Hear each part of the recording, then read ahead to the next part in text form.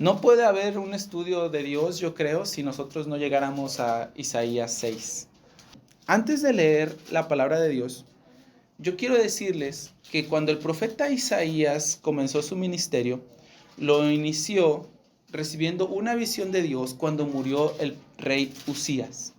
Usías fue el rey número 14 del reino de Judá. Recibió el reino cuando tenía 16 años y estuvo reinando más o menos 52 años más o menos. Su reinado fue un tiempo de paz y de mucha prosperidad para el reino de Judá.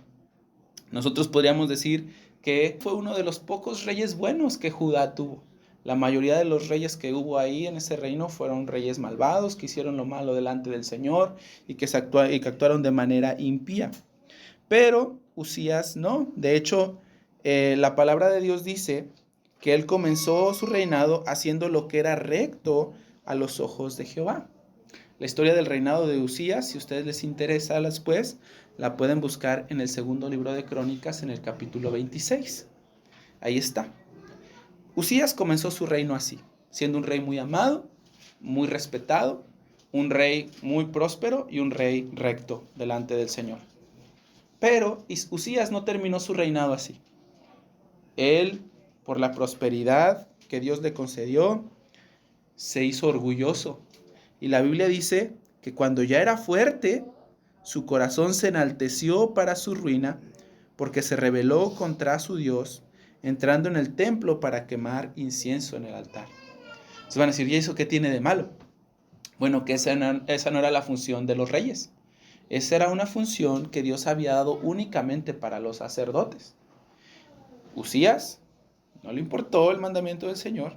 Él, por su prosperidad, como dice la palabra de Dios, se enalteció y se rebeló contra el mandamiento del Señor. Cuando los sacerdotes quisieron frenar a Usías para que no hiciera eso, cuando le dijeron que estaba actuando mal, Usías, la Biblia dice que se enojó mucho y empezó a pelear con los sacerdotes, y cuando estaba así bien enojado y gritándoles, la Biblia dice que brotó lepra de su frente. Dios lo castigó con lepra. Y Usías vivió todo lo que le quedó de vida, apartado de la casa de Dios, en una casa solo, y murió leproso. Así terminó el reinado de Usías. El reinado de Usías y la vida de Usías, yo creo que es una muestra de la condición de toda la nación de Israel en aquel entonces. Y eso es lo que vamos a ver empezando en Isaías capítulo 1. En Isaías capítulo 1, en el versículo 2, escuchen lo que Dios dice acerca de su gente. Vamos a leer hasta el versículo 4. Oíd cielos y escucha tu tierra, porque habla Jehová. Crié hijos y los engrandecí. ¿Y ellos qué hicieron? Se rebelaron contra mí. Dice, el buey conoce a su dueño y el asno el pesebre de su señor. Israel no entiende. Mi pueblo no tiene conocimiento. Oh gente pecadora, pueblo cargado de maldad, generación de malignos, hijos de depravados, dejaron a Jehová, provocaron a ira al Santo de Israel, se volvieron atrás. En otras palabras, peor que animales. Hasta los animales reconocen a sus amos. Ustedes ni siquiera eso hicieron. Se rebelaron contra el Señor y dice ahí que lo provocaron. Más adelante en el capítulo 1, en el versículo 10, nosotros leemos lo siguiente. Fíjense cómo Dios le habla a su nación. Les llama príncipes de Sodoma. ¿Recuerdan que Sodoma fue una de las ciudades que Dios destruyó por su gran maldad? Si ustedes son como ellos. Sé príncipes de Sodoma, oíd la palabra de Jehová, escuchad la ley de nuestro Dios, pueblo de Gomorra. Y luego dice, ¿para qué me sirve la multitud de sus sacrificios? Hastiado estoy de holocaustos, de carneros y de cebo de animales gordos. No quiero sangre de bueyes, ni de ovejas, ni de machos cabríos. ¿Quién demanda esto de vuestras manos? Cuando venís a presentaros delante de mí para hollar mis atrios, no me traigas más vana ofrenda. El incienso me es abominación, o sea, lo aborrece con su corazón. La luna nueva y el día de reposo, el convocar asambleas, no lo puedo sufrir. Son iniquidad sus fiestas solemnes. Sus lunas nuevas y sus fiestas solemnes las tiene aborrecida mi alma. Me son gravosas. cansado estoy de soportarlas. Ah, pues sí. Vean la maldad de la nación de Israel. Y esta es una maldad que está generalizada ya. Las personas van al templo y ofrecen sacrificios, se comportan de una manera súper religiosa, súper correcta ahí, llevan sus ofrendas, hacen sus fiestas, guardan los días de ceremonia, pero su vida está horrible. Dice Dios, ya estoy hastiado de eso. Toda esta falsa religiosidad, todas sus ofrendas falsas, sus falsos sacrificios, todas estas cosas que eran un medio que Dios les había dado a ellos para recordar que Dios es santo y que odia la maldad de su gente, ellos no las entendían de verdad. Estos medios que Dios les dio para recordar que Él era bueno con ellos y que a pesar de su maldad Él había provisto un sustituto para que ellos no murieran. Ellos en su orgullo actuaban como si Dios no existiera, como gente impía, como gente que no conocía a Dios. Miren el 21 y el 23 del capítulo 1, dice, ¿te has convertido en ramera, oh ciudad fiel? Llena estuvo de justicia, en ella habitó la equidad, pero ahora los homicidas. Tu plata se ha convertido en escorias, tu vino está mezclado con agua. Tus príncipes prevaricadores y compañeros de ladrones, todos aman el soborno y van tras las recompensas. No hacen justicia al huérfano, ni llega a ellos la causa de la viuda. El gobierno, los líderes de la nación también se habían corrompido y abusaban de los que eran débiles e indefensos, como los huérfanos y las viudas. Más adelante, en el capítulo 3, la Biblia dice que Dios los juzgaría. Miren el capítulo 3, el versículo 1. Porque he aquí que el Señor Jehová de los ejércitos quita de Jerusalén y de Judá al sustentador y al fuerte, todo sustento de pan y todo socorro de agua, el valiente, el hombre de guerra, el juez, el profeta, el adivino, el anciano, el capitán de 50 y el hombre de respeto, el consejero, el artífice excelente, el hábil labrador, y les pondré jóvenes por príncipes y muchachos serán sus señores. Y el pueblo se hará violencia unos a otros, cada cual contra su vecino. El joven se levantará contra el anciano y el villano contra el noble.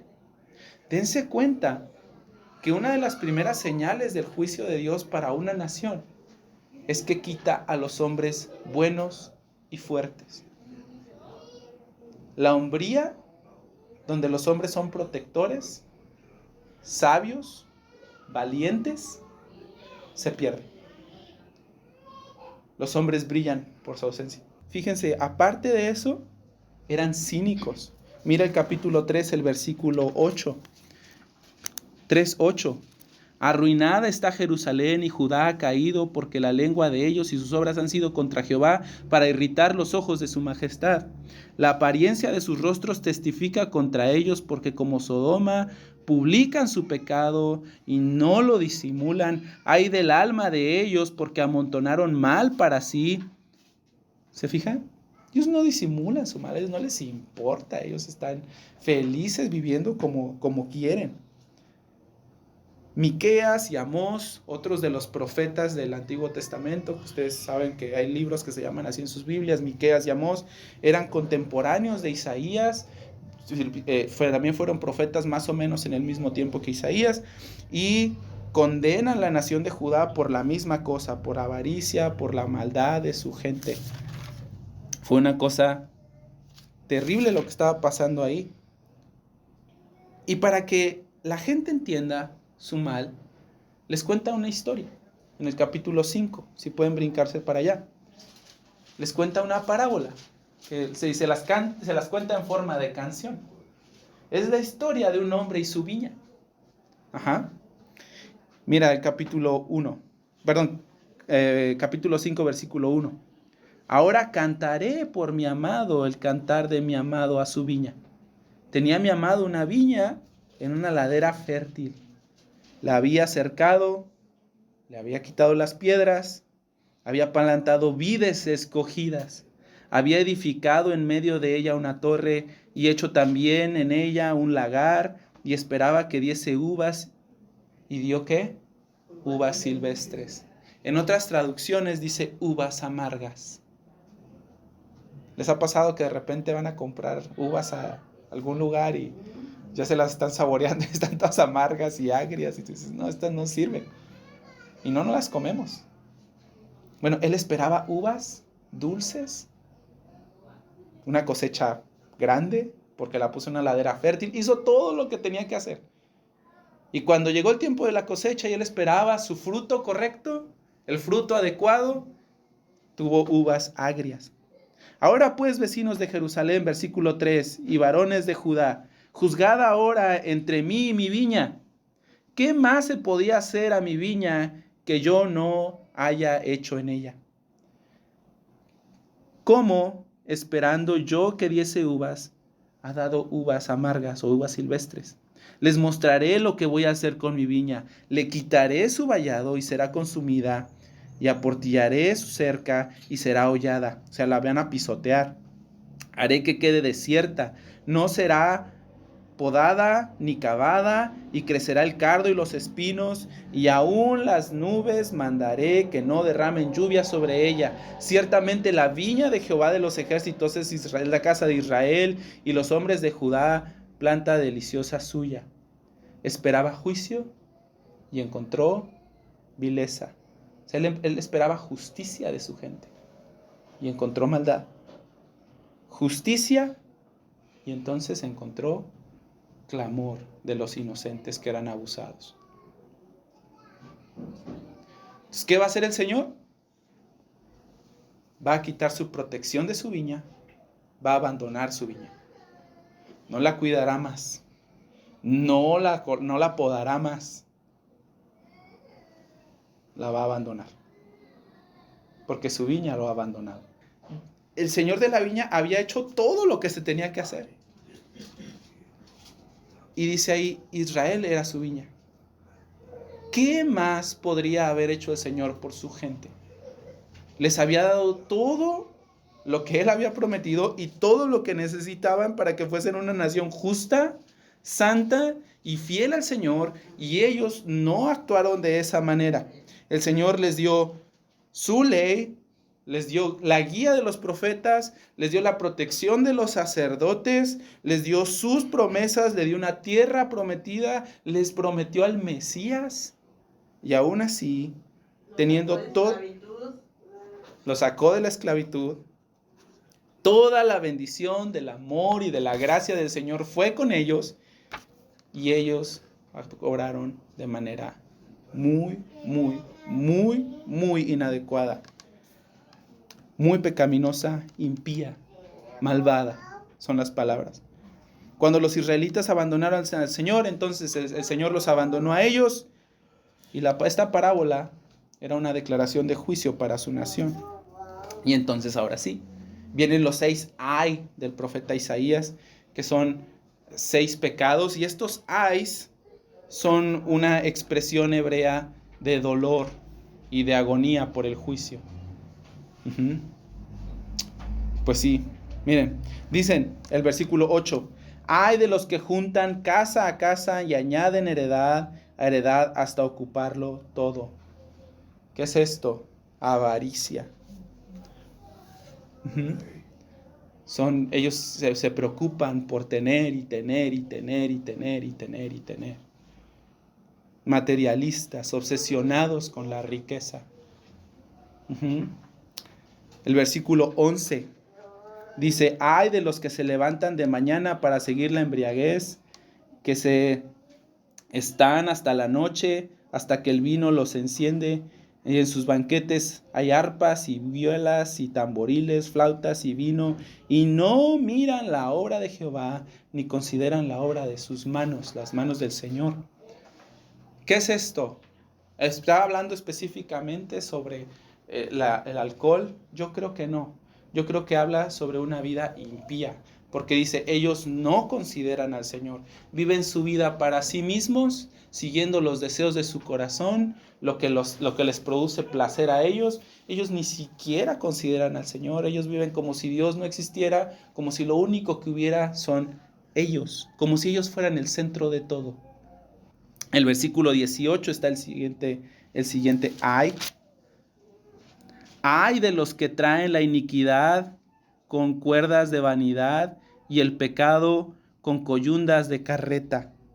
Entonces van a decir, bueno, ¿y eso qué? Bueno, la idea de que traen el pecado con coyundas de carreta es que ellos son cínicos, ellos exhiben su maldad.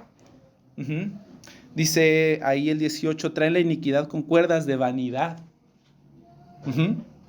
Traen su maldad con orgullo. Lo portan como si fuera algo maravilloso. Celebran su maldad, exhiben su maldad, la portan con orgullo. Y luego el 20 tiene el siguiente. Ay, dice, de los que a lo malo dicen bueno y a lo malo, y a lo bueno malo, que hacen de la luz tinieblas y de las tinieblas luz, que ponen lo amargo por dulce y lo dulce por amargo. Ellos a la maldad la llaman bondad. Nosotros tenemos algo así en nuestros días. Cada vez más se gana este término de las terapias de conversión, cada vez está más y más y más y más fuerte. Y yo le dije a Edith que le vaya pensando cómo le va a hacer, porque un día me va a tener que ir a sacar del bote, porque si ustedes tienen un niño y ese niño dice que es niña y tú le dices lo contrario, tú vas a estar rompiendo la ley, porque no afirma su identidad. Pero si tú afirmas lo que él dice, entonces tú estás haciendo lo correcto.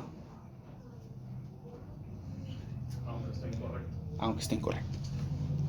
Pero dice la Biblia que hay de los que a lo que malo llaman bueno, y a lo bueno malo, que hacen de la luz tinieblas y de lo amargo dulce. Y cada vez más nosotros vemos un gobierno que protege y hace leyes para asesinar niños, para limitar que las personas hablen en contra de la maldad de otros. Nosotros tenemos una sociedad muy parecida a la de los días de Judá, ¿no creen?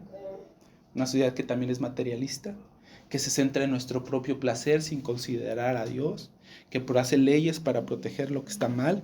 En el versículo, que son orgullosos de su propia maldad, hacen desfiles y cierran las calles, y nosotros nadie puede decir nada, porque entonces nosotros somos encarcelados mientras ellos tienen su desfile de orgullo. Qué interesante, ¿no creen?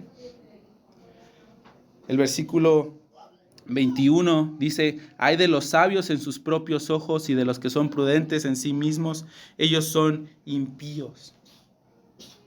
Dice ahí que son sabios en sus propios ojos, centrados en sí mismos, viviendo para sí mismos. Se parece mucho a nuestra sociedad humanista que siempre pone al hombre en el centro como si el hombre fuera lo más importante de todo. Y luego dice el 22, ay de los sabios en sus propios ojos, ay de los que son valientes para beber vino y hombres fuertes para mezclar la bebida, los que justifican al impío mediante cohecho y al justo le quitan su derecho. Se los parafraseo. Ay de los que son cobardes, son valientes para emborracharse, son valientes para andar ahí todos enfiestados y para andarse embriagando, pero con injusticia y con corrupción quitan la causa del pobre y del inocente y justifican al malvado. ¿Verdad que esta sociedad corrupta, impune, avara, humanista, que hace leyes para proteger lo malo y condena lo bueno, ¿verdad que se parece mucho a la de nosotros? Todas estas señales de Judá son señales del juicio de Dios para una nación. ¿Saben qué es lo que está pasando con nuestro país? ¿Verdad que ya no hay hombres valientes que se levanten y que sean sabios y justos y fieles, que sean hombres de Dios? ¿Verdad que son muy raros? ¿Verdad que los gobernantes parecen más niños encaprichados con su propio poder que hombres sabios y fieles? Nota que todas estas cosas que suceden no suceden porque Dios ha perdido el control de su creación. ¿Te diste cuenta de eso? Dios no ha perdido el control de su creación. Todas estas situaciones, todas, y las que se profetizaron en los capítulos 5 y 6 pasaron, por cierto, todas estas cosas, el pecado, el engaño, son simplemente consecuencia del juicio de Dios contra una nación que lo abandonó. Él está siendo completamente justo al abandonar a su pueblo, dejando que su pueblo siga su propio corazón malvado. Él no se ha quedado incapaz con la maldad. Él sigue siendo el controlador de todo. Él simplemente está trayendo el juicio que la maldad de la gente merece. Es una cosa terrible. Que a veces las personas piensan que como Dios no controla todo y hace que todos se porten bien, entonces Dios no existe o Dios no tiene el poder para hacer las cosas. No, sí lo hace. Sí tiene el poder y Él es soberano, ¿verdad? Pero Él ha dejado que las personas sigan su propio corazón, porque lo han abandonado a Él. Y todo esto que aunque parece fuera del control de la situación, para las personas que tienen una perspectiva ignorante acerca de Dios, Dios lo usa para exaltar la gloria de su justicia y la gloria de su santidad. Fíjate un versículo muy interesante que está justo a la mitad del capítulo 5. 5:16. Pero Jehová de los ejércitos será exaltado en su juicio, el Dios santo será santificado con justicia. ¿Ves? La gloria de su justicia y de su santidad se manifestará en esta situación. No porque Él ha dejado a las personas salirse de control, no porque no pueda controlarlas, no porque Él no sea soberano, no porque Él no exista. Simplemente está dejando a la humanidad seguir su corazón. Y es en este contexto donde Isaías recibe la visión de su llamado. ¿Okay? Y ahora sí, ya después de esta introducción que ha sido bastante larga, que ha sido como la mitad del estudio, vamos a avanzar. Fíjense. Capítulo 6. En el año en que murió el rey Usías, vi yo al Señor sentado sobre un trono alto y sublime, y sus faldas llenaban el templo. Por encima de él había serafines, cada uno tenía 6 alas, con 2 cubrían sus rostros, con 2 cubrían sus pies y con 2 volaban. Y el uno al otro daba voces diciendo: Santo, santo, santo, Jehová de los ejércitos, toda la tierra está llena de su gloria. Y los quinceales de las puertas se estremecieron con voz del que clamaba, y la casa se llenó de humo. Y entonces dije: ay de mí, que soy muerto, porque siendo hombre inmundo de labios y habitado en medio de pueblo que tiene labios inmundos, han visto mis ojos al Rey Jehová de los ejércitos. Y voló hacia mí uno de los serafines, teniendo en su mano un carbón encendido, tomado del altar con unas tenazas, y tocando con él sobre mi boca, dijo: he aquí que esto tocó tus labios, y es quitada tu culpa y limpio tu pecado. Después oí la voz del Señor que decía: ¿a quién enviaré y quién irá por nosotros? Entonces yo respondí: heme aquí, envíame a mí. Y dijo: anda. Y hasta ahí vamos a dejar la lectura. Es en este contexto donde nosotros vemos a la nación de Judá tal cual y al rey Usías muerto, que el profeta Isaías recibe la visión de un Dios que es santo. ¿Ok? Y aunque hemos estado hablando de la santidad de Dios, tal vez tú vas a decir: oye Carlos, pues sí, ya llevamos aquí como 20 minutos y ni siquiera nos has dicho lo que es la santidad de Dios. Aunque ya hemos hablado de ella bastante, ¿verdad? Pero miren, yo no quiero darles una definición, Porque a veces nuestro cerebro, a ver, tal vez estoy mal, nuestro cerebro funciona de una manera muy interesante. A veces, sí, ya lo entendí, y como que lo dejamos. Y yo no quiero que ustedes tengan esa idea de la santidad de Dios como si fuera una definición y ya. Yo quiero que vean cómo se muestra la santidad de Dios en el libro de Isaías, y que a partir de ahí ustedes tengan un panorama mucho más amplio de lo que eso significa. ¿Ok? Y quiero hacerlo así por una razón. Porque en nuestra sociedad la palabra santo casi nunca se usa. Es muy rara. No es común. Y aparte, nuestras generaciones tienen una idea súper pobre de lo que santo significa. Este es lo que yo pienso de eso. Mira, la Biblia dice que el nombre de Dios es santo en el Evangelio de Lucas, en el capítulo 1, en el versículo 49. El Señor Jesús, cuando nos enseñó a orar, dijo, ustedes orarán así: Padre nuestro que estás en el cielo, que santificado sea tu nombre. Nuestra primer petición, por encima de todas las peticiones que nosotros tengamos al orar, debe ser que su nombre sea santificado, que sea tratado como santo. ¿Ok? ¿Te has dado cuenta cómo nuestras generaciones usan el nombre de Dios? Lo usan para maldecir, para decir groserías, como plataforma para decir obscenidades y chistes.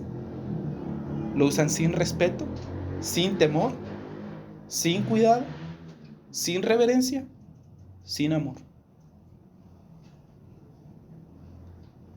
Y Dios dijo que lo que más nos debería de importar, más que encima de cualquier petición que nosotros tengamos, cuando nos enseñó a orar, dijo, lo primero que ustedes deben de buscar es que Él sea glorificado y que su nombre sea santificado. Nosotros no tenemos esa concepción del nombre de Dios en nuestras generaciones. No lo vemos así. Entonces, para no tratar la santidad de Dios con desdén ni de manera ligera, yo quisiera que nosotros veamos lo que significa ser santo en el contexto de Isaías, ¿ok? Y para eso les di toda esa explicación acerca de cómo estaba el reino y cómo fue el reinado de Usías. Porque es inmediatamente ahí que Isaías recibe la visión, o que nos habla de su visión, y que nos presenta al Señor como ¿qué? Como santo, santo, santo. ¿Cierto? ¿Ok?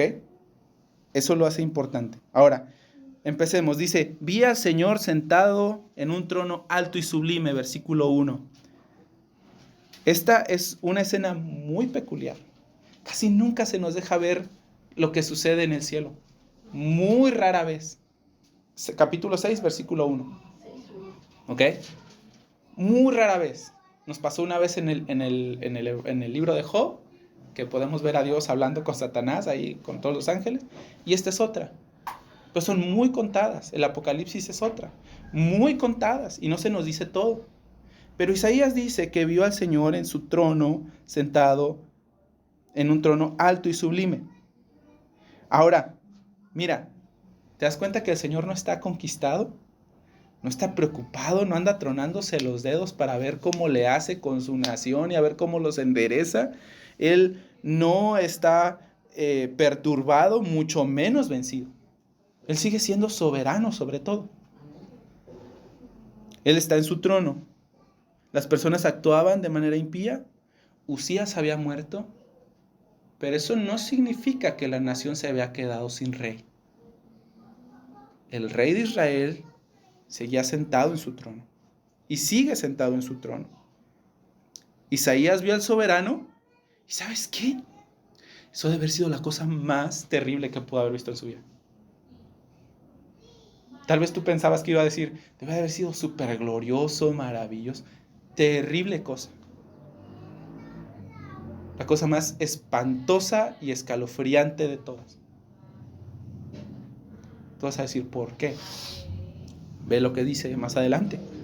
Por encima de él, del Señor, había serafines. Tenían 6 alas, con 2 cubrían su rostro, con 2 volaban, con 2 cubrían sus pies.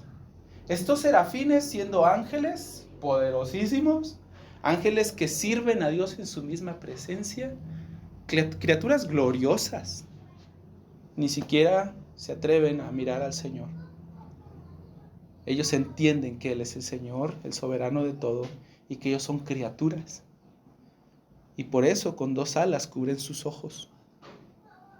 Con 2 alas les sirven. Y están ahí volando para cumplir su voluntad. Y con 2 más cubren sus pies. ¿Se acuerdan que cuando Moisés conoció al Señor en la zarza ardiente, le dijo, quítate los zapatos de los pies? Porque en la mente judía, los pies nos unen a la tierra. Y eso nos hace entender que somos criaturas. De manera similar, los serafines cubren sus pies, porque ellos entienden que son criaturas.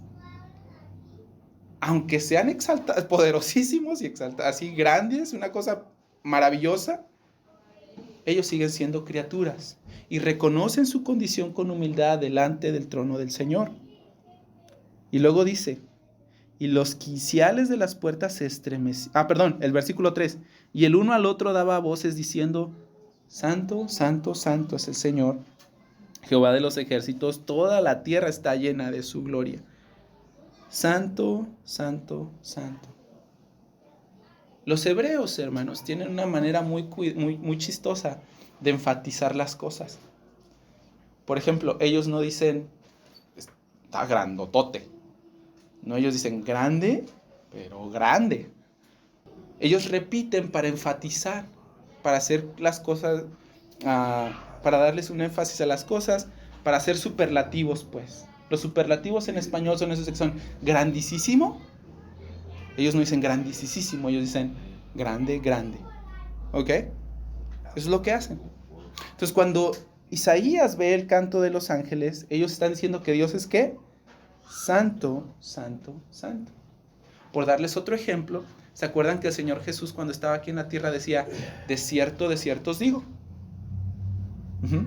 Entonces, ¿qué está diciendo el Señor Jesús? Bueno, no nomás que Él está diciendo algo que es verdad, sino algo que está fuera de toda duda, algo que es verídico por todos lados, algo que es ciertísimo y completamente legítimo.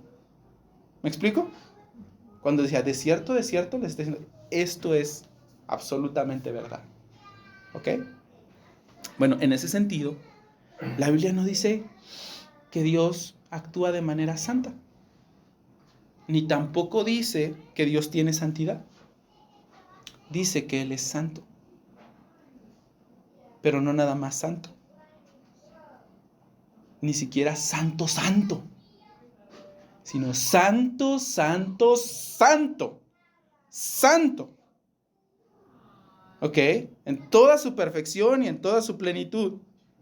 No se podría haber hecho en la mente de Isaías una expresión que hiciera un énfasis más marcado en la imagen exaltada de Dios y en su naturaleza y en su persona. Y mira, eso de que Dios es santo, santo, santo no significa, como te decía, nada más que Dios tiene santidad y ya. No, la santidad es la esencia de todo lo que Él es. Porque su amor no anula su santidad. Su gracia no anula su santidad. De hecho, Él ama y da gracia de manera santa. Su justicia también está bañada de su santidad. Su sabiduría, su misericordia, su poder, todo es usado y todo es ejecutado con santidad. Entonces la santidad está en todo lo que Dios es y en todo lo que Dios hace. Algo muy interesante, hermanos, es que aunque nosotros sabemos que la Biblia dice que Dios es amor, y a veces cuando pensamos en un atributo de Dios, lo primero que pensamos es que Dios es ¿qué? Es amor, ¿verdad? Y Juan 4, la primera carta de Juan 4 nos dice eso, efectivamente, que Dios es amor, ¿cierto? Dios también es justo, la Biblia nos enseña eso en todos lados, que Dios es justo. Pero curiosamente, y aunque a veces pensamos en esas cosas primero, la Biblia no dice que Dios es amor, amor, amor. ¿Verdad que no? Ni tampoco que Él es justo, justo, justo. La Biblia hace un énfasis muy único en la santidad de Dios, diciendo que Él es santo, santo, santo. Entonces, Cuando Isaías escucha esta canción, dice que los quinceales de la puerta se estremecieron. Y aquí voy a citar al pastor Arcis Sproul. Él decía, mira, partes inanimadas, sin vida, que no entienden en la manifestación de la santidad de Dios, fueron movidas. ¿Cómo podemos nosotros, que estamos hechos a su imagen, ser indiferentes o apáticos ante su majestad? Qué palabras tan sabias del pastor Sproul. ¿No crees? Hay personas a las que la santidad de Dios no les mueve nada. Nada. La respuesta de Isaías es que él dice, ¡ay de mí! Por eso les dije que debió de ser aterrorizante para Isaías. ¿Se acuerdan lo que les dije que era este ay? Que era una expresión de agonía por el juicio de Dios. Él ve a Dios y dice, ¡ay de mí! Yo estoy muerto, soy un hombre inmundo. Pero alguien va a decir, pero Isaías era un profeta. Era un hombre de Dios. Era un hombre que servía a Dios. No era un hombre inmoral, no era un hombre malvado. Él era un profeta. ¿Por qué entonces habla así? Bueno, pues porque Isaías no se está comparando con el resto de la gente. Cuando él se da cuenta de quién es Dios y cuando se da cuenta de quién es él, su visión de sí mismo cambia completamente. Y lo primero que dice es, ¡ay de mí! ¡Ay de mí! Esta reacción, hermanos, es la reacción que toda persona que es cristiana y toda persona que ha tenido una visión correcta de Dios tiene sin lugar a dudas. Esto es un patrón. Es un patrón que nosotros vemos en la Biblia. ¿Cómo así? ¿Te acuerdas que por 30 y tantos, 38 capítulos, Dios está en silencio en el libro de Job? Y de repente Dios habla con Job y le dice, ahora tú me vas a responder. Y cuando Dios habla con Job y le enseña su majestad, su poder, su sabiduría, todo lo que Él es en su esplendor. Escucha lo que Job dice en Job 42:6. Me aborrezco y me arrepiento. Cuando Job se dio cuenta quién es el Señor y quién era Él, lo primero que dijo, Job 42:6, dijo, me aborrezco, me arrepiento, en polvo y ceniza. Hablaba cosas que no entendía, demasiado maravillosas para mí. Juan, en el capítulo 1 de Apocalipsis, al ver la santidad de Dios, el relato bíblico dice que se cae como muerto. Moisés, en la zarza, ¿qué hace? Cae en tierra y se postra y adora al Señor. Ezequiel, el profeta Ezequiel, en el capítulo 1 de Ezequiel, en su visión de la gloria de Dios, dice, me postré sobre mi rostro. Y postrarse sobre el rostro sí es una señal de humildad, pero en la mente judía también es una señal de adoración profunda y de reconocimiento de la majestad de Dios. ¿Okay? ¿Ven cómo se es un patrón? Cuando el apóstol Pedro se dio cuenta de quién era el Señor Jesús en la pesca milagrosa, ¿qué le dijo? Apártate de mí porque yo soy un hombre pecador.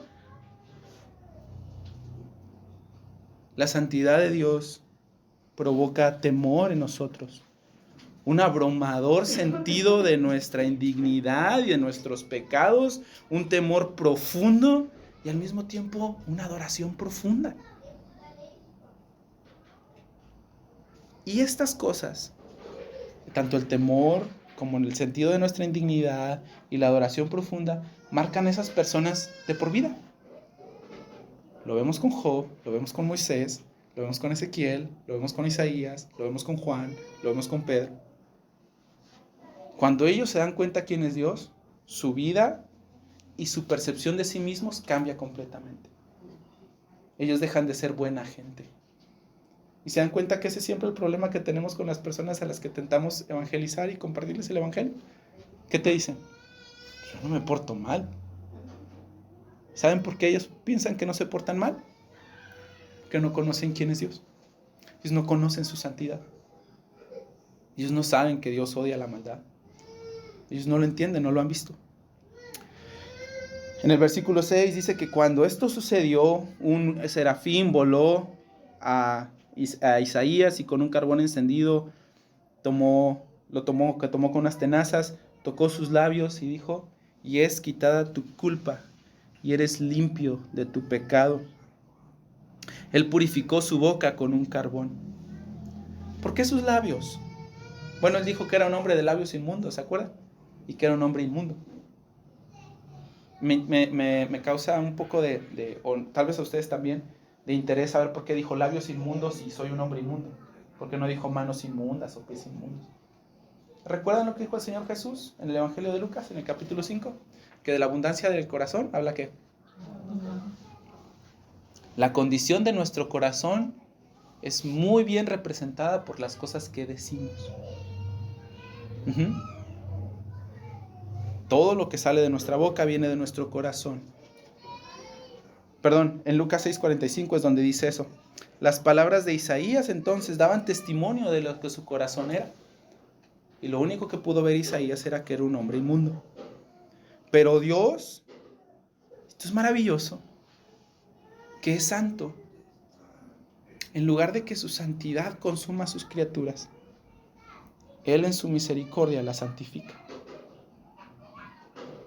Dice que tomó un carbón encendido, lo puso sobre sus labios, y Él limpió a Isaías y se le perdonó su pecado.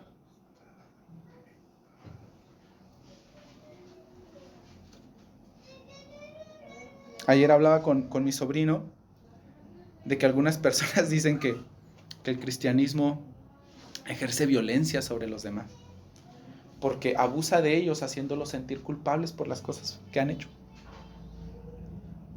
para que ellos crean y vengan a la iglesia y le digas a mi sobrino, muchas personas piensan que eso de verdad es violencia, pero esto es pura misericordia.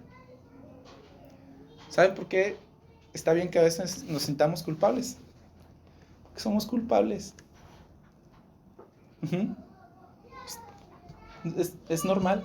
Somos criaturas pecadoras y lo hemos hecho mal. Pero la misericordia de Dios, y especialmente la misericordia que nosotros vemos en el Evangelio, es una misericordia que sana. El Señor cauterizó la boca de Isaías, la limpió, lo perdonó. ¿Isaías experimentó el perdón? Sí, pero no sin el dolor del arrepentimiento. Él sintió dolor por su maldad. El Señor no nada más lo perdonó diciéndole: mira, no pasa nada, no te preocupes. O sea, así estamos bien. Él lamentó su pecado y fue abrumado por su maldad, y fue entonces que Dios mandó un ángel para sanarlo y curarlo. Lo que Dios hizo con él no fue un sinsentido, no fue un castigo cruel, no fue nada de esas cosas. Isaías fue limpiado y restaurado. Y algo interesante, ¿te has dado cuenta que hasta este punto de la visión Dios no ha dicho nada? Dios ha estado en silencio. Es hasta el versículo 8 que nosotros leemos: y después oí la voz del Señor que decía. Es cuando el Señor nos limpia y nos salva que entonces nosotros podemos empezar a tener una relación correcta con Él y podemos verlo como lo que Él es y escuchar su voz claramente. Dice: ¿a quién enviaré? ¿Y quién irá por nosotros? Y entonces yo respondí: heme aquí, envíame a mí. Y el Señor dijo: anda. Qué interesante cosa, ¿no crees? Dios tomó a este hombre impuro y lo hizo su servidor.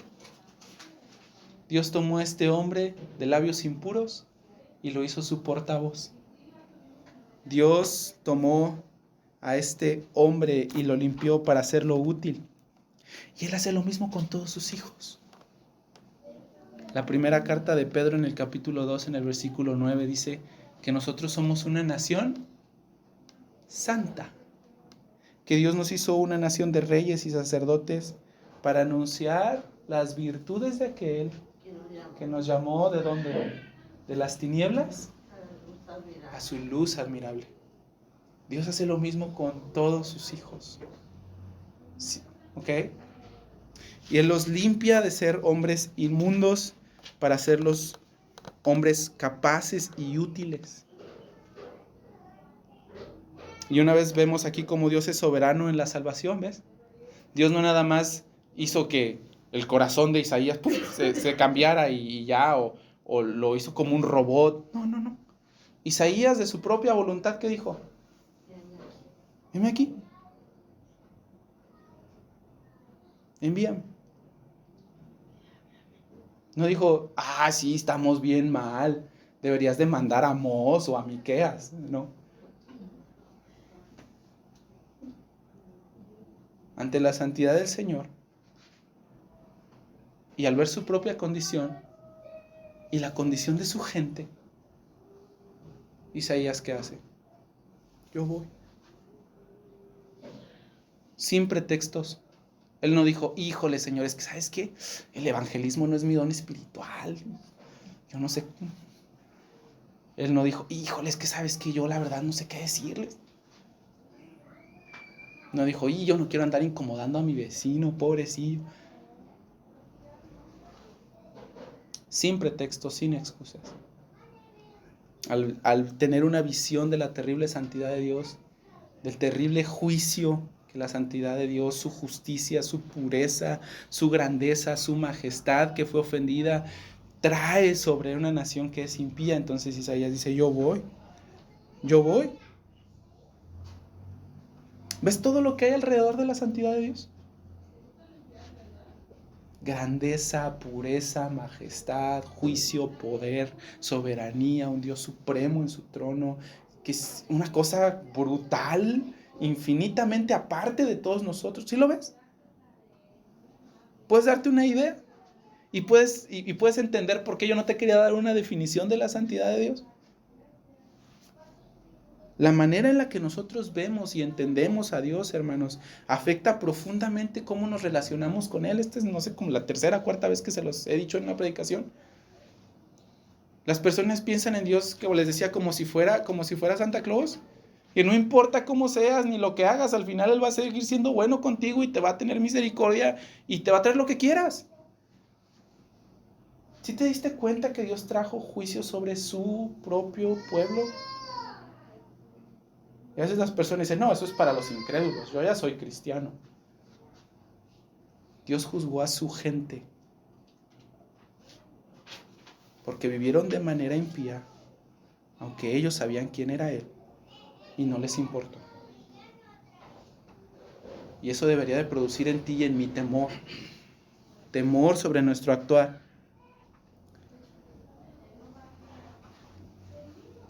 Si Dios es soberano y si Dios es santo así como Él es, entonces Él afecta todo en la vida. Todo en la vida.